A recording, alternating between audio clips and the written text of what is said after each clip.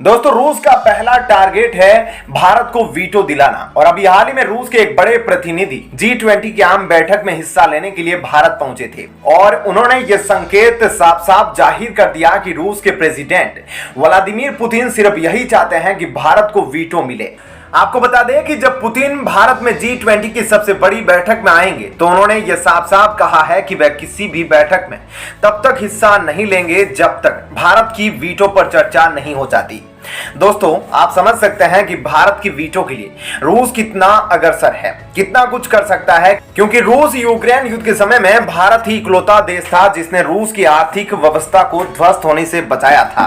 उससे काफी सारी चीजें बड़े स्तर पर खरीदी थी, जिनमें से एक था कच्चा तेल और भी फाइनेंशियल सपोर्ट भारत ने रूस को किया था।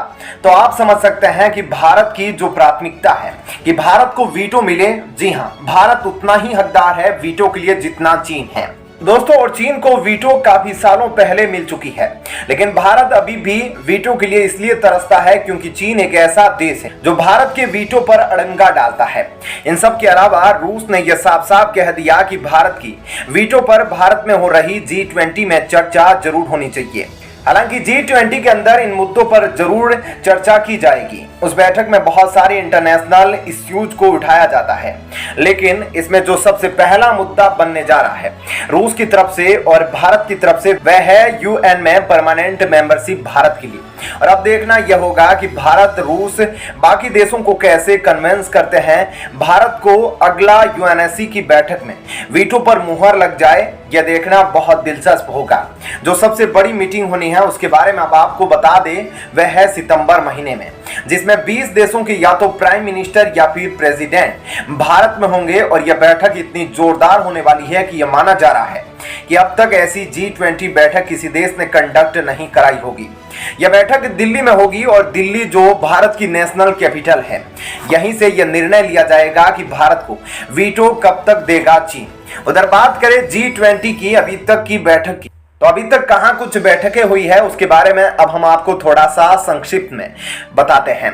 दोस्तों, पिछले वर्ष दिसंबर में औपचारिक रूप से भारत को G20 की अध्यक्षता मिली थी और भारत 1 दिसंबर 2022 से 30 नवंबर 2023 तक G20 की अध्यक्षता करेगा, जिसके अंतर्गत भारत के 60 से अधिक शहरों में 200 से अधिक बैठकें आयोजित की जाएगी। भारत की अध्यक्षता में अलग अलग क्षेत्रों से संबंधित 11 सहभागी समूहों के साथ व्यापक विचार विमर्श आयोजित किए जाएंगे। सहभागी समूह जिसमें प्रत्येक G20 सदस्य देश के गैर सरकारी प्रतिभागी शामिल होते हैं। G20 नेताओं को सिफारिशें प्रस्तुत करते हैं और नीति निर्माण प्रक्रिया में योगदान देते हैं। आपको बता दें कि G20 की पहली शेरपा बैठक दिसंबर 2022 में राजस्थान के उदयपुर में हुई थी। इसके साथ ही जनवरी महीने में पश्चिमी बंगाल में G20 की बैठक हुई थी, जिसमें वैश्विक साझेदारी पर चर्चा हुई थी और यह 3 दिन तक मीटिंग चली थी। इसके अलावा पहली वित्त और केंद्रीय बैंक के प्रतिनिधियों की बैठक हाल ही में फरवरी के आखिर में बेंगलोर में हुई। इसके अलावा G20 विकास समूह की पहली बैठक और संयुक्त वित्त और स्वास्थ्य टास्क फोर्स की बैठक अब तक भारत के अलग अलग शहरों में हो चुकी है।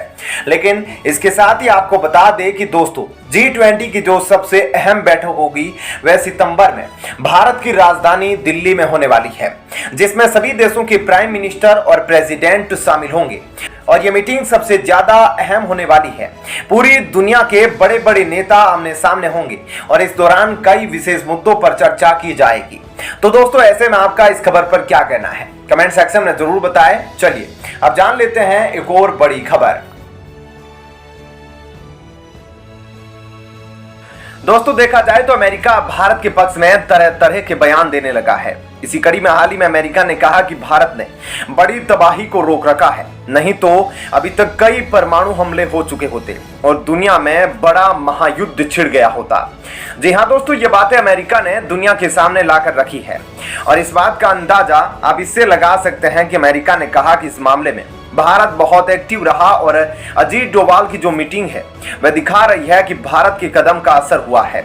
ऐसे में अमेरिका साफ साफ यह कहना चाहता है कि जिस तरह से भारत ने रूस यूक्रेन युद्ध के दौरान पुतिन से बातचीत की और उन्हें समझाया, यही वह खास कारण है जिस वजह से वह युद्ध ज्यादा आगे नहीं बढ़ा और परमाणु बम का इस्तेमाल इस युद्ध में नहीं किया गया, जिससे काफी बड़ी तबाही को बचाया जा सका।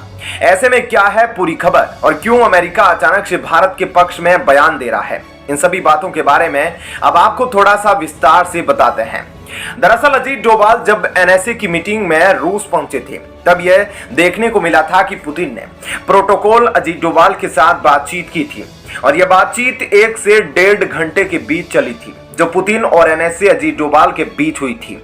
इन सब के बीच ये बहुत बड़ी सच्चाई है कि रूस जब चाहे तब यूक्रेन पर ऐसी बड़ी तबाही ला सकता है जिस तबाही में कुछ ही पल में पूरा का पूरा युद्ध खत्म हो जाएगा और नहीं तो यह विश्व युद्ध का रूप ले लेगा। और आपको बता दे यह विश्व युद्ध का रूप नहीं लेगा बल्कि इसमें यूक्रेन खत्म हो जाएगा, क्योंकि जब यूक्रेन के ऊपर परमाणु बम गिरने शुरू होंगे तो सबसे पहले नाटो और अमेरिकी देश यहां से पीछे हट जाएंगे।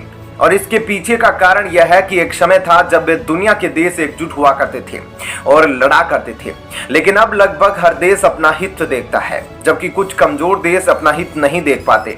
अमेरिकी विदेश मंत्री एंटनी ब्लिंकन का रूस यूक्रेन युद्ध को लेकर एक बयान आया है।